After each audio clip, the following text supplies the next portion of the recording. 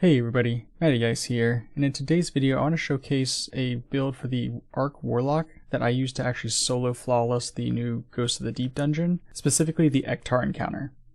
Now this build does revolve around a two-set application, one being the add clear and the second being the damage, where I hot swapped between the two, where the damage part focused on geomag stabilizers to do extra damage, and the add clear part focused on getaway artist, just so I could proc amplified whenever.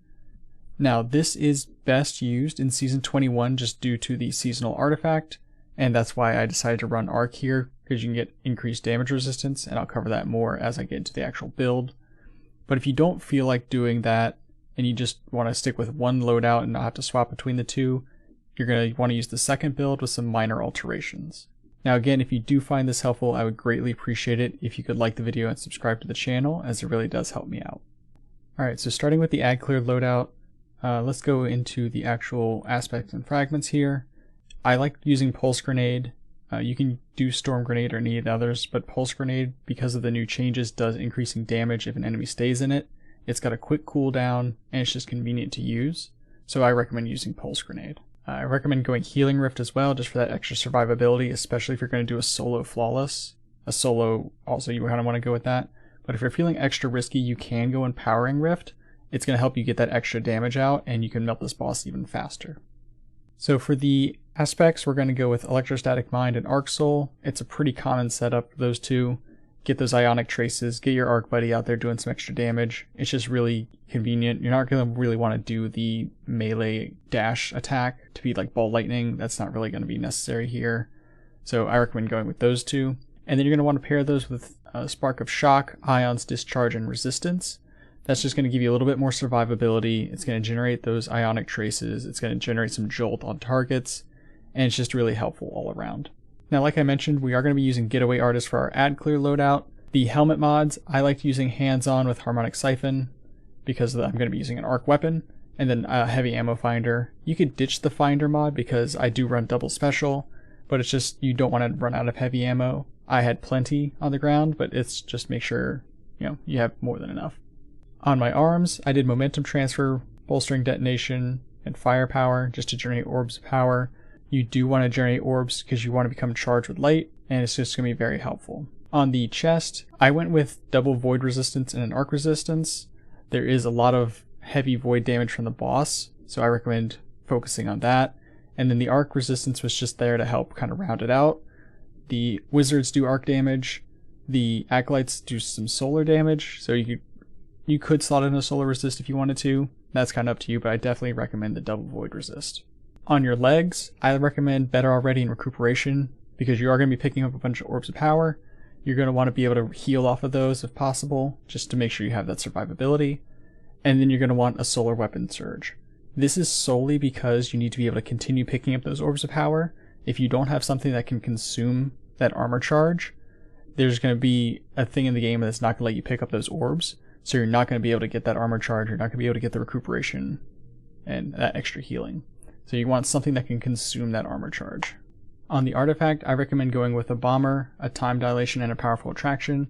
Time Dilation is just there to help give you that extra time on your surge, so that when you switch to your damage setup, you're just going to have more time to do that damage. It is a pretty long damage phase, so you just want to make sure you have that bonus damage there. And the Powerful Attraction, again, you're going to be casting your Rift pretty frequently, so this is just to help to pick up those orbs that are scattered around. As far as weapons go, this is the setup I went with. A Heritage just for a quick burst damage on the Knights, Forbearance for your add clear, and Lament for boss damage. Heritage, as long as you have Recombination, you should be good. Reconstruction isn't really necessary, it's just pretty nice. Forbearance, you definitely want to run with Chain Reaction. I like it with Stats for all, but again, that's kind of up to you. If you don't have a Forbearance, any kind of good add clear loadout's going to work here, but Forbearance has the inherent perk that heals you when you reload it, so that's why I went with that. And then Lament, I went with this one because again, it heals you when you do damage with it, so you're going to not be in a Well of Radiance, you're going to be just using your Rift and your Lament to do like your healing when you're doing boss damage. So this is why I went with that setup. If you are running Acreus or something like that, I mean, you can out heal the boss while just standing in a regular healing rift. but this is just a safer option. So again, if you're going for your Flawless, I definitely recommend this setup. If you are going with the Empowering Rift setup, this is still a good option because the Lament can heal you, and the Empowering Rift can just help you do more damage. You can easily 4-phase the boss with Empowering Rift, and as long as you can survive, you should be good to go. So now let's go to our damage setup. As I mentioned before, we're going to be using Geomag stabilizers for this one. Now, all the mods are going to be pretty much the exact same. The only difference is on the legs. I have a double Solar Surge just to get that extra damage out of the Lament. So we are dropping those healing items from orb pickup and trading that out for extra damage. Since you aren't going to be running around picking up a bunch of orbs, that shouldn't be an issue. And you still have powerful attraction down here to help pick some up if you have some by the damaged area. We are keeping the double Void because, as I mentioned, the boss does a lot of Void damage, and the boss comes out swinging hard with its super, so you definitely want to keep that double Void on.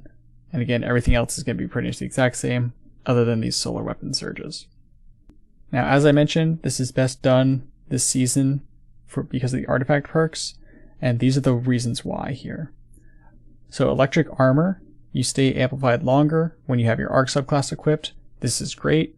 Longer amplified is just better. Thunder's Retort, also great if you do happen to cast your super while damaged or critically wounded. You get extra damage, and again, why not? It's free damage, might as well take advantage.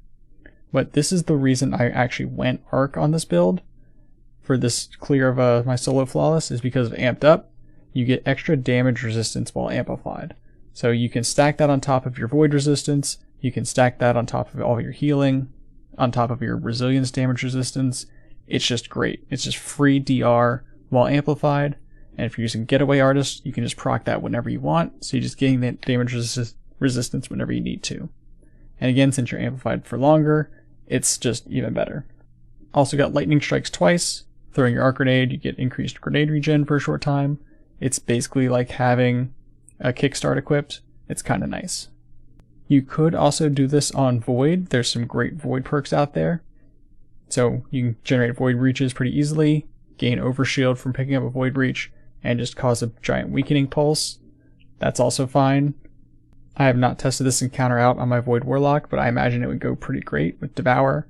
So that's also an option for you. So let's actually see what that looks like through a full damage phase. Now what you're going to see here is the second damage phase that I did on the boss, again solo on Arc Warlock with this exact loadout I just showed you. I'm going to be clearing ads through the first part, collecting the symbols down below, and then switching to my damage loadout in a safe way. I recommend switching the same way that I do it, just if you want to do the same setup. If you're not switching, don't worry about that part, and just go straight to damage. The main difficulty I was running into was keeping the armor charge active enough, but with the most part, you should be fine to 4-phase this. I actually ended up 4.5 phasing basically because I missed out on some of the surges, but again, this should be a very simple 4-phase on Arc Warlock. But with that being said, I hope you found this video helpful. If you did, again, I would greatly appreciate it if you could like it and subscribe to the channel. I'm really trying to push for that 1,000 subscriber mark. But otherwise, enjoy the rest of this video. Thank you all so much for watching, and as always, I will see you in the next one.